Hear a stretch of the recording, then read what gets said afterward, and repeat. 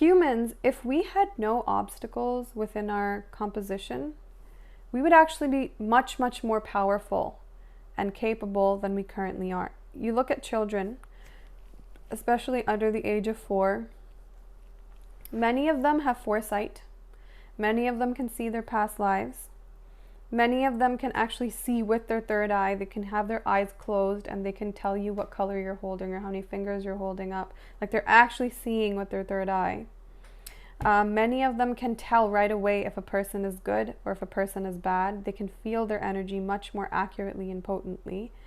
But due to our own karma from the past or this life, conditionings from society, conditionings from family, non-virtuous actions of the past or this life, these powers get blocked.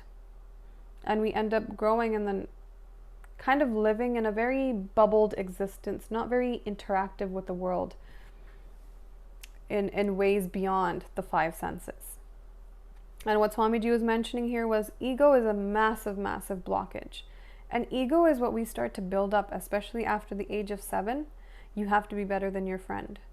Then there's comparisons between siblings. Then there's comparisons between families. Your cousin's doing this, you're not doing this.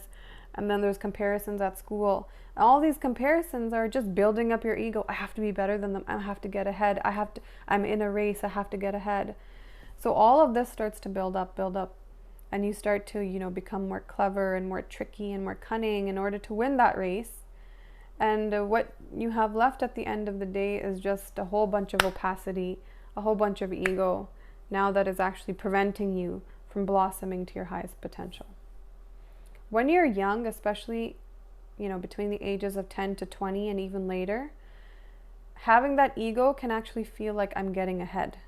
But by the time you reach age 30 and 40, all of the success you may have gotten from that ego, it's going to stop at a certain point, and that ego then turns into rage and frustration and into all of this opacity in the person, and that you actually see that that person's life quality is very low.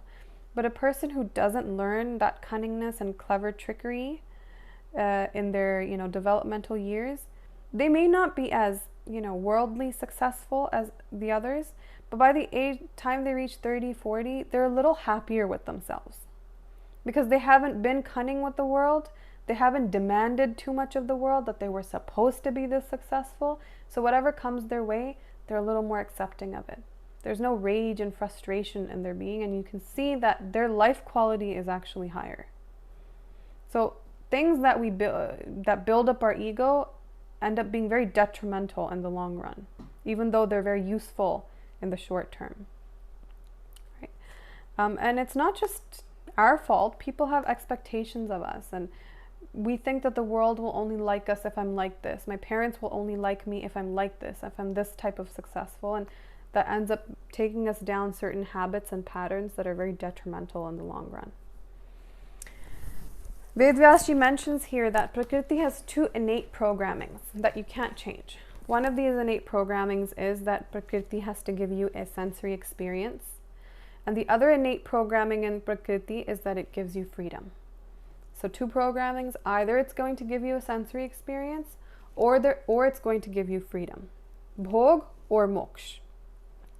Whichever way you orient your actions and your willpower, your sadhana, by the company that you seek, the knowledge that you gain, the environment that you have, what's going to happen is, whichever way you orient, the obstacles of that pathway will start to get removed. So let's say you start to orient towards freedom.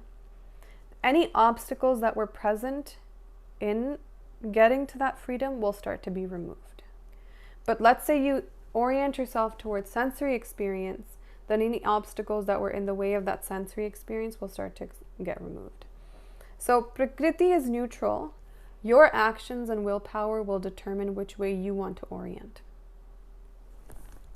Okay? And this is why so many mantras in the spiritual tradition hone in on orienting correctly. For example, Astoma Sadgamaya, take me from untruth to truth. Astoma Sadgamaya, Tamsoma Jyotirgamaya, take me from darkness to light, and then take me from death to immortality. Right? This is all to reorient you into that different direction. Or mantras like Buddham Sharanam Gacchami, Dhammam Sharanam Gacchami, Sangham Sharanam Gacchami. May I go to the sanctuary of the enlightened master, the sanctuary of the truth seekers, the sanctuary of the true pathway. And then you have mantras like Mool Mantra. The beginning of the 6 scriptures starts with Mool Mantra, and all it talks about is reorienting. Ikwankar, Satnam, the name is true, the identity of you, your name is truth. Satnam, Karta, Purkh, Nirpau, Nirvair, talking about that state of fearlessness and that state without hate, that state where there is no Juni anymore, reincarnation, the state of self-illumination. So that's to reorient you into that direction.